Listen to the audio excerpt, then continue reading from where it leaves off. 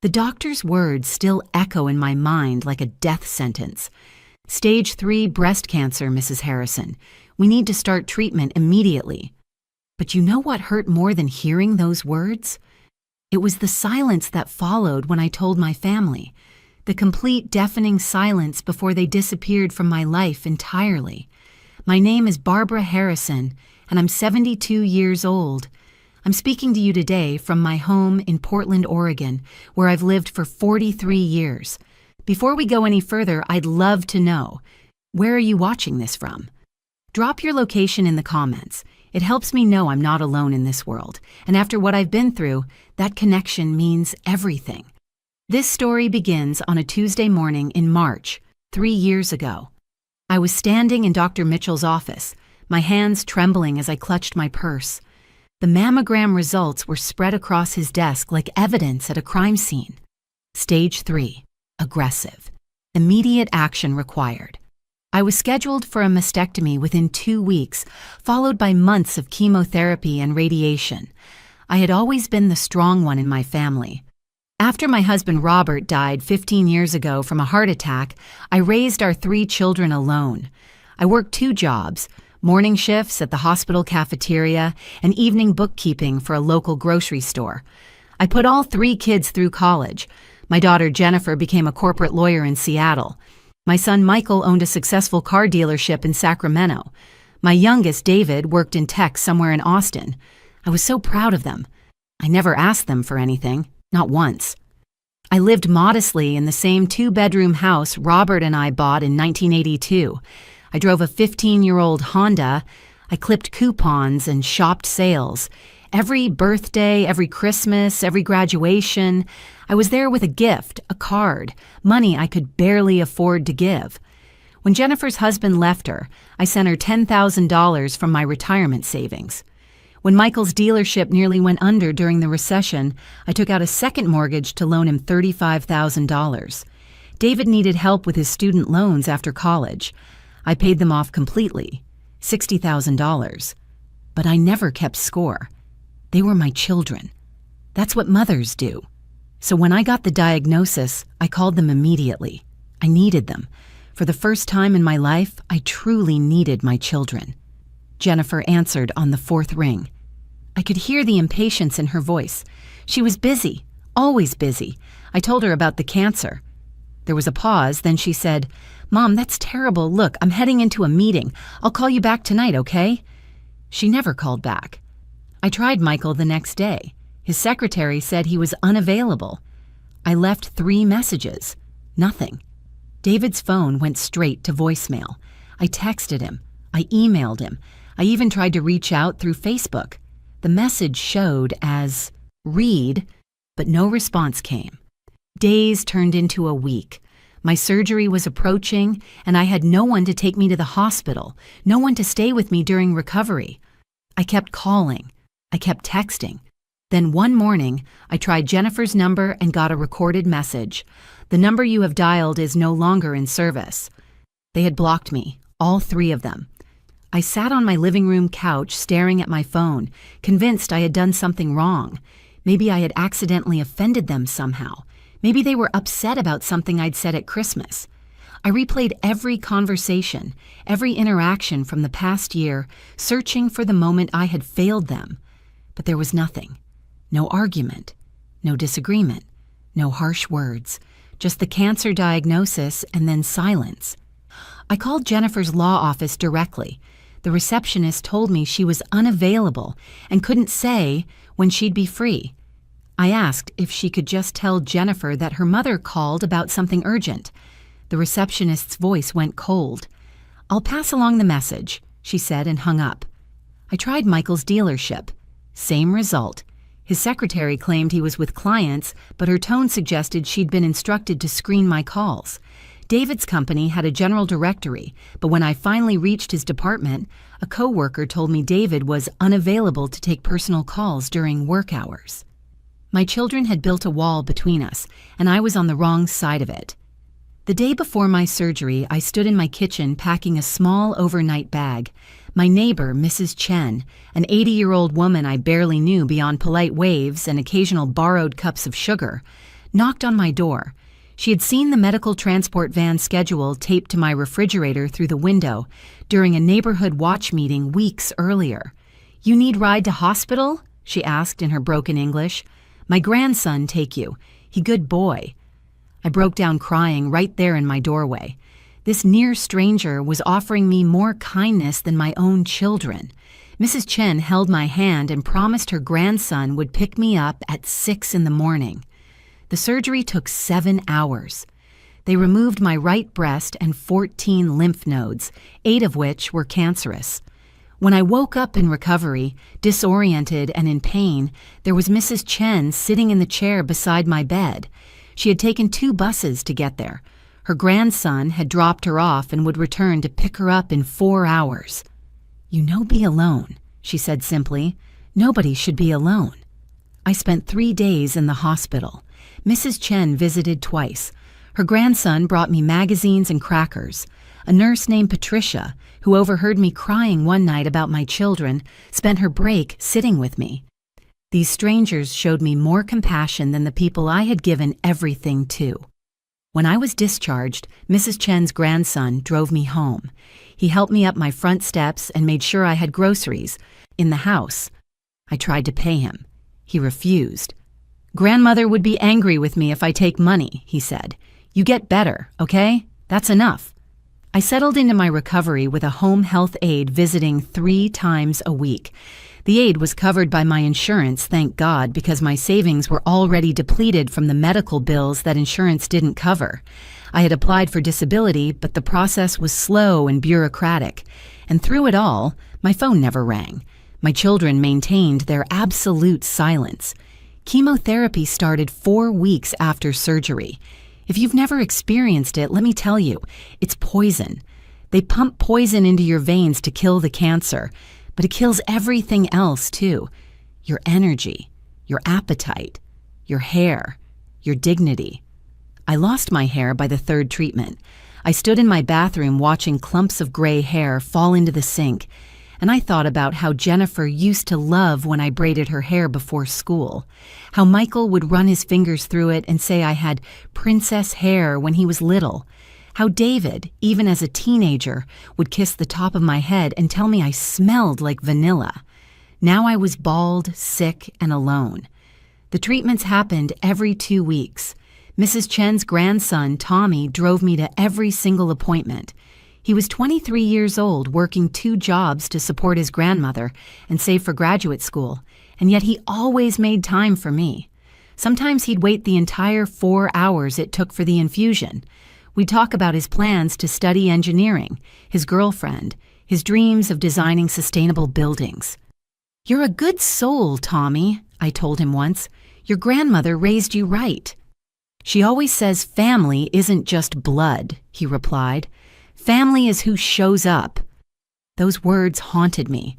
Who shows up. My blood family certainly hadn't. I tried one more time to reach my children in early June. I was weak from the chemo, and I knew I needed to update my will. I needed to discuss my end-of-life wishes. I needed to talk about what would happen to the house if I didn't survive. These were important conversations, and despite everything, they were still my children. I sent each of them a certified letter, return receipt requested. I explained my situation, my health status, and my need to discuss practical matters. I told them I loved them and that I didn't understand what had happened between us, but we needed to talk. Michael's letter came back unopened, marked, "Return to sender." Jennifer's letter was signed for, but she never responded. David's letter showed as delivered, but again, silence. That's when something inside me shifted. The hurt began transforming into something else, something harder, something colder. I had a revelation sitting in the chemo chair one afternoon, watching poison drip into my veins while Tommy sat beside me reading a textbook. I had spent 50 years of my life sacrificing for people who, when I needed them, most couldn't even bother to answer a phone call. I had given them everything, my time, my money, my energy, my love, and they had thrown it away like garbage. But I was still alive. Against the odds, Despite the cancer and the brutal treatments and the loneliness, I was still fighting. And if I was going to survive this, I wasn't going to let them benefit from my survival. I asked Tommy to help me find an attorney. Not just any attorney. I needed someone who specialized in estate planning and had experience with family law. Someone thorough. Someone who wouldn't ask too many questions about why a mother wanted to completely disinherit her children. He knew exactly who to call. Attorney Linda Vasquez was 58 years old with sharp eyes and a no-nonsense demeanor that I appreciated immediately. Tommy had connected me with her through a friend of his girlfriend's family. Linda specialized in elder law and estate planning, and according to Tommy, she had a reputation for being absolutely meticulous. Our first meeting was in July, between my 10th and 11th chemo treatments. I had enough energy to dress myself and drive to her office in downtown Portland. I walked in wearing a wig that didn't quite look natural and clothes that hung loose on my shrinking frame. Linda didn't waste time with pleasantries. Tommy told me you need to restructure your estate. Tell me everything. I laid it all out. The cancer diagnosis, the silence from my children, the blocked numbers, the returned letters, the complete abandonment, the money I had given them over the years, over $150,000 combined, if I calculated correctly. Money I would never see again, not that I had expected to. That wasn't the point. Linda took notes without interrupting. When I finished, she looked up from her legal pad and asked, "Do you want to leave them anything at all? Even a nominal amount?" "Nothing," I said. "Not $1, not one photograph, not one piece of furniture. Nothing." "Understood. And if they contest the will?" "I want it airtight. I want them to have absolutely no legal ground to stand on." Linda smiled for the first time. "Then we'll make sure of that. Oregon law doesn't require you to leave anything to adult children. You can disinherit them completely as long as you're of sound mind when you execute the documents and you make your intentions explicitly clear." Over the next 3 weeks, Linda drafted a comprehensive estate plan. The will itself was a masterpiece of legal language. It explicitly named each of my 3 children and stated clearly that I was intentionally excluding them from any inheritance. It explained that I was of sound mind, not under any duress or undue influence, and that this was my deliberate choice. But Linda went further than that. She suggested we include a letter of explanation, not legally necessary, but something that would make my intentions crystal clear if they ever tried to claim I was confused or incompetent. I wrote that letter over 3 days. I detailed every phone call that went unanswered, every block number, every returned letter. I explained the financial support I had given them over the years, not as a demand for repayment, but as evidence of the relationship we'd had, a relationship they had terminated without explanation when I became inconvenient. The letter ended simply, "You abandoned me when I was dying. Now I'm surviving and you are no longer my family. This is my final word on the matter." Linda also helped me establish a medical power of attorney and healthcare directive. I named Tommy as my healthcare proxy. He was shocked when I told him, but I explained that he had shown me more loyalty and kindness than anyone else in my life. If something happened to me, I trusted him to make the right decisions. "Mrs. Harrison, I'm honored," he said quietly. "But are you sure? I'm not family." "Yes, you are," I replied. "You showed up. That makes you family." The will was executed and notarized in August. Linda kept the original in her office safe. I kept a copy in a fireproof box under my bed. Everything was documented, witnessed, and legally bulletproof. But there was more to do. I owned my house outright. Robert and I had paid off the mortgage years ago. The house was worth approximately $475,000, according to a recent appraisal.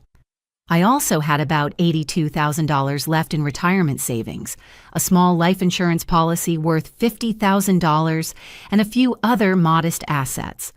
Altogether, my estate was valued at just over $600,000. Not a fortune, but not insignificant either. Linda suggested I consider setting up a trust to avoid probate and provide additional protection against challenges.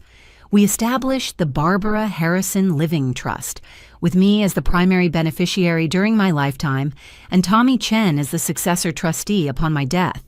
The beneficiaries of the trust were carefully chosen. Half would go to Tommy to help him finish graduate school and start his life.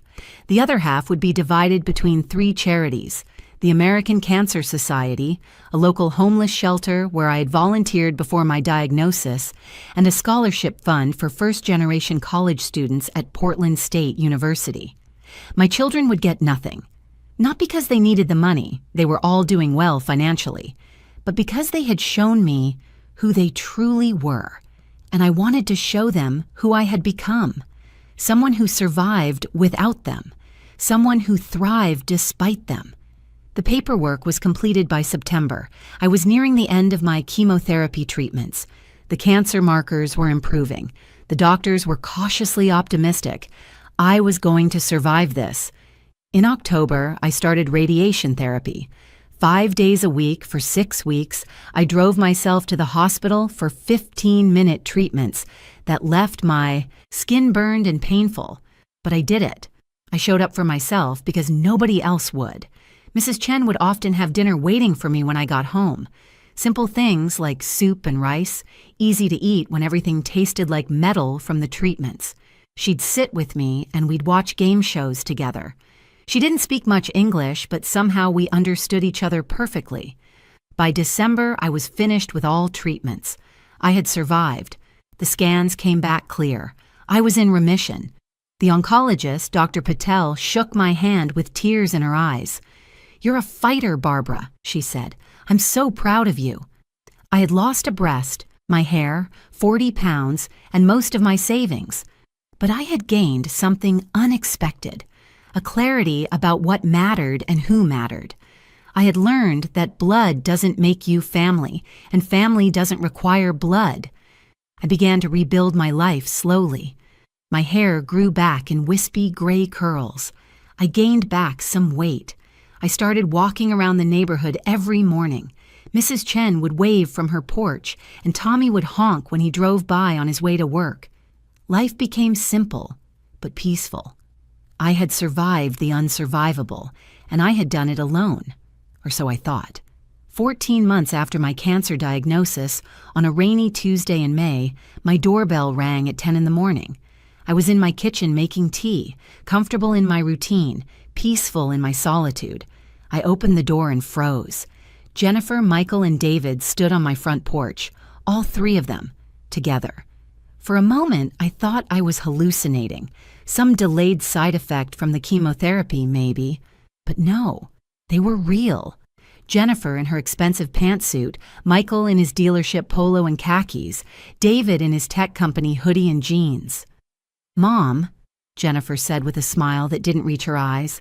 "Surprise, we thought we'd come visit." I stood in the doorway, blocking the entrance. My heart was pounding, but my voice was steady. "Why are you here?" "What do you mean, why?" Michael laughed, that same easy charm he'd always used to manipulate people. "We're family. We wanted to see you. Can we come in?" "You blocked my phone number," I said flatly. "You returned my letters. You disappeared when I had cancer. Now you show up unannounced and expect to be welcomed inside?" David had the decency to look uncomfortable. "Mom, we know we messed up. We were dealing with our own stuff and we handled it badly, but we want to make things right." "Your own stuff," I repeated. "What stuff was more important than your mother dying?" Jennifer's smile hardened. "You're clearly not dying. You look fine. Can we please come inside? It's raining and we drove all this way." Something about her tone, the entitlement, the assumption that I would just forgive and forget, made my decision easy. "No," I said. "You can't come in." "Mom, don't be dramatic," Michael said, his charm evaporating. "We said we were sorry. What more do you want?" "I want you to leave.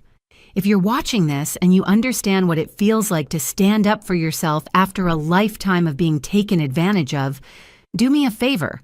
Hit that subscribe button. This story isn't over yet, and you'll want to hear what happens next." Jennifer's expression turned cold. "Fine. We'll get to the point. We need to talk about money." There it was.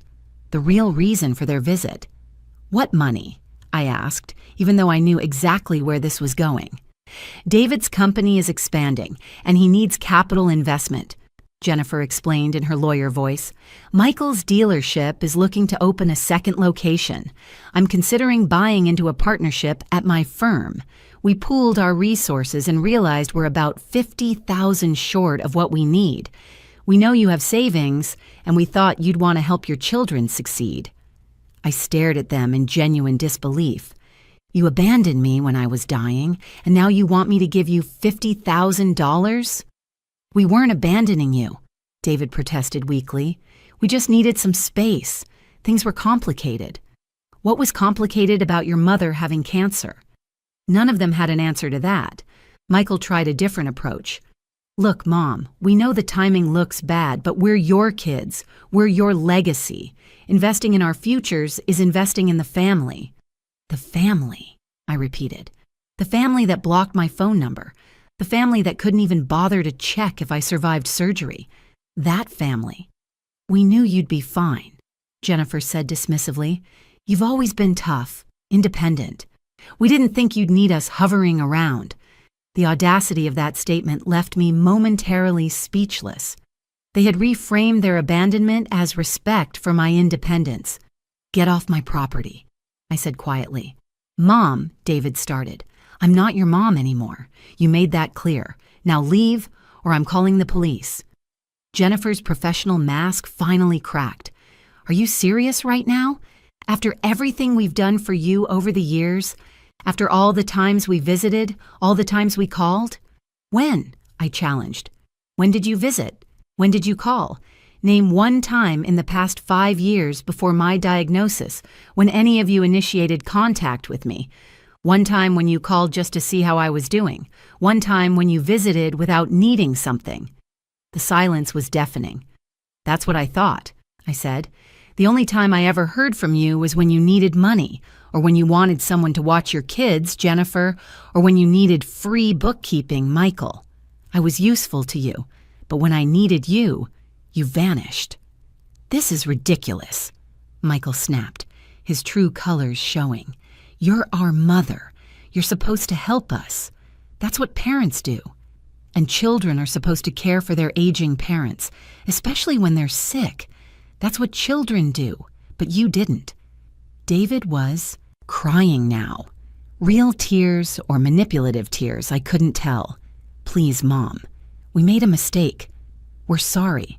Can't we move past this? Move past this?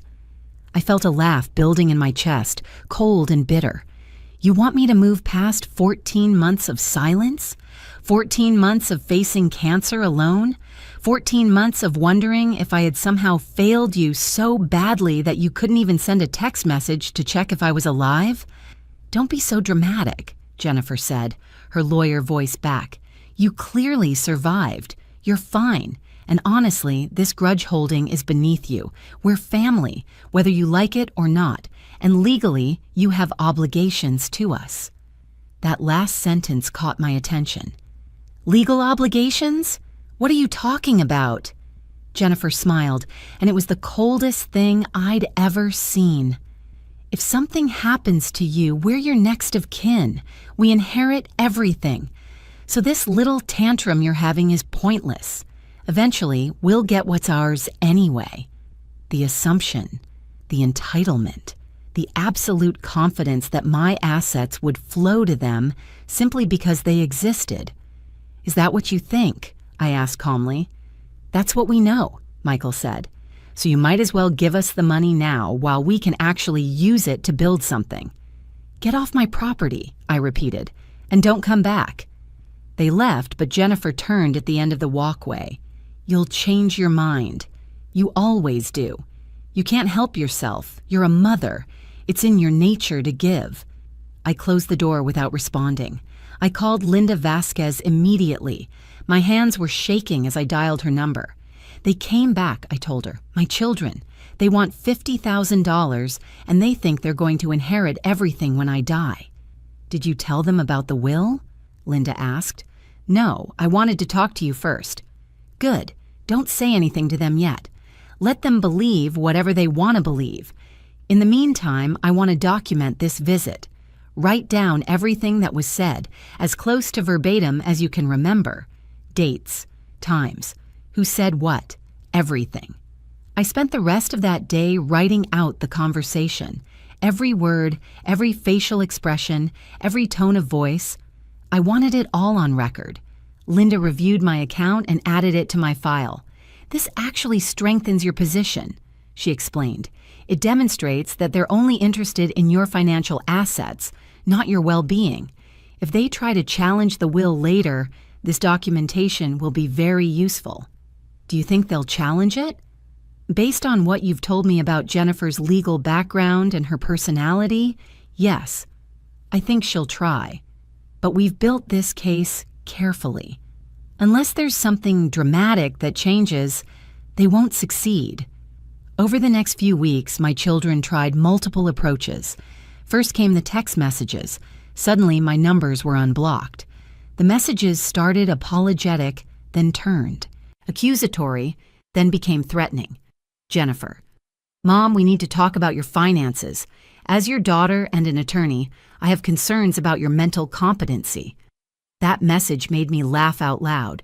She was already laying groundwork to challenge my mental state.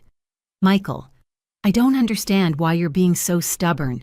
Dad would be ashamed of you treating us like this." The invocation of Robert, who had died 15 years ago and had nothing to do with their behavior, was particularly manipulative. David: "Please, Mom, my company is counting on this investment. Don't ruin my life because you're holding a grudge." I didn't respond to any of them. Linda had advised complete silence, and I trusted her judgment. Then came the emails, long, rambling messages that alternated between guilt trips and accusations. Jennifer sent me articles about dementia in elderly people, subtly suggesting I was mentally incompetent. Michael sent me inspirational messages about forgiveness and family bonds. David sent pictures of himself as a child, trying to trigger maternal instincts. I forwarded everything to Linda. She documented it all. In July, exactly 2 months after their visit, they tried one more time. Jennifer called my home phone. I hadn't blocked them on that line because I rarely used it. She left a voicemail. "Mom, this is your last chance. We're willing to forget your behavior over the past few months if you do the right thing and help us with this investment. Otherwise, when you eventually die, we're going to contest your will, tie up your estate in legal proceedings for years, and make sure that whatever charities or strangers you tried to leave money to never see a penny. Your choice. Call me back by the end of the week." The threat was clear.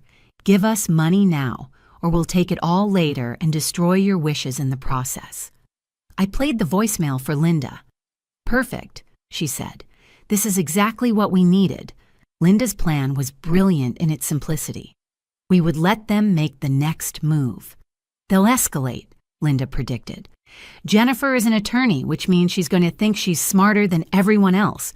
She'll push harder, and when she does, she'll make mistakes." Linda was right. In August, I received a certified letter from Jennifer's law firm. It was formal, cold, and threatening. The letter stated that Jennifer, Michael, and David were concerned about Barbara Harrison's mental competency and decision-making capacity, and were considering legal action to establish guardianship for her protection and welfare. It was a power play. They wanted to have me declared incompetent so they could take control of my assets while I was still alive. Linda read the letter and smiled. "This is actually good for us. They're showing their hand too early. They have no medical evidence, no documentation, no credible basis for a competency challenge. This is pure intimidation. What do?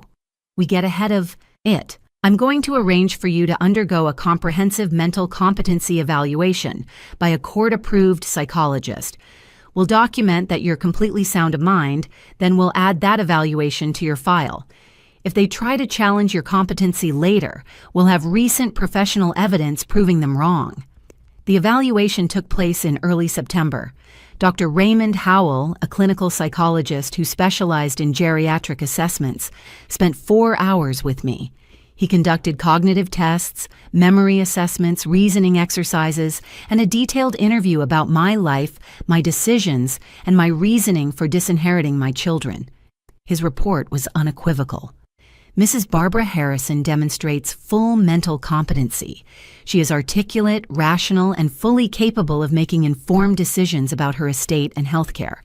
Her decision to disinherit her adult children is based on specific, documented behaviors and represents a reasonable response to their actions. There is no evidence of dementia, diminished capacity, undue influence, or impaired judgment. Linda added the report to my file with obvious satisfaction. They just lost their best argument before they even made it. But my children weren't done. In October, they showed up at my house again. All three of them, plus Jennifer's husband, Mark, a man I had never particularly liked, who had always seemed interested in my assets. I didn't open the door. I spoke to them through the locked screen door. "We're not leaving until you talk to us," Michael said. "Then I'm calling the police for trespassing." "You're making a huge mistake," Jennifer warned. "We will fight you on this. We will tie up your estate for years. We will make sure your final wishes are completely ignored. Is that what you want?" "What I want," I said clearly, "is for you to leave and never contact me again." "Fine," Jennifer snapped. "But when you die, and let's be honest, at your age with your health history, that could be any day now, we're going to make sure your ridiculous will is overturned. We're your children. The law protects us." "We'll see about that," I said, and closed the inner door. I watched through the window as they argued on my front porch for several minutes before finally leaving. Tommy's car pulled up just as they were driving away. He had been grocery shopping for Mrs. Chen and came to check on me when he saw their cars. "You okay, Mrs. Harrison?" "I'm perfect, Tommy, absolutely perfect." A year and a half after my cancer diagnosis, my children made their final move. They retained a probate attorney, not Jennifer, interestingly enough, but an outside counsel, and filed a petition challenging my mental competency and demanding an immediate review of my estate planning. Linda was waiting for them. The court hearing was scheduled for November. Linda had prepared a file that was 3 inches thick with documentation, medical records proving I was in remission, psychological evaluations confirming my competency, detailed accounts of my children's abandonment during my illness, copies of their threatening messages and voicemails, financial records showing I had given them over $150,000 over the years, and witness statements from Dr. Patel, Dr. Howell, Tommy, Mrs. Chen, and even the nurse Patricia, who had sat with me in the hospital. The hearing lasted 2 hours. Jennifer, Michael, and David sat on one side of the courtroom with their attorney. I sat on the other side with Linda. The judge, a woman in her 60s named Judge Patricia Morrison, reviewed the evidence with careful attention. Their attorney argued that I was suffering from depression and impaired judgment following my cancer diagnosis, that I was being unduly influenced by strangers like Tommy Chen, and that my decision to disinherit my children was irrational and not reflective of my true wishes. Linda methodically destroyed every argument. She presented the timeline of their abandonment, the medical evidence of my competency, and the documentation of their financial demands. She played Jennifer's voicemail threatening to contest my will. She showed the court their pattern of contact, non-existent during my illness, aggressive when they wanted money. Judge Morrison didn't need long to decide. "Petition denied," she said firmly. "Mrs. Harrison has demonstrated full mental competency. Her estate planning reflects clear, rational decisions based on her adult children's documented behavior. This court finds no basis for intervention. Furthermore, the court notes that this petition appears to be motivated by financial interest rather than genuine concern for Mrs. Harrison's welfare." It was over, completely, legally, definitively over. Outside the courtroom, Jennifer tried one last time. "Mom, please, don't do this. We're your family." I looked at her, really looked at her, and felt nothing. No anger, no hurt, just emptiness where love used to be. "No," I said quietly. "Family shows up. You taught me that by not showing up. Now I need you to leave me alone." I walked away with Linda and Tommy. Behind me, I heard Michael swear and David cry, but I didn't look back. That was 8 months ago. I'm now 3 years cancer-free. My scans remain clear. I volunteer at the hospital where I had my treatments, supporting other cancer patients through their journeys. I have dinner with Mrs. Chen twice a week. Tommy graduated last spring with his engineering degree, and I attended his graduation ceremony with pride. These are my people. This is my family. My children haven't contacted me since the court hearing. My will remains unchanged. When my time comes, and it will, for all of us eventually, my legacy will go to the people who showed up, the people who cared, the people who proved that family isn't about blood, it's about presence. I survived cancer. I survived abandonment. I survived, and I made sure that survival meant something. And that's my story. Thank you for listening.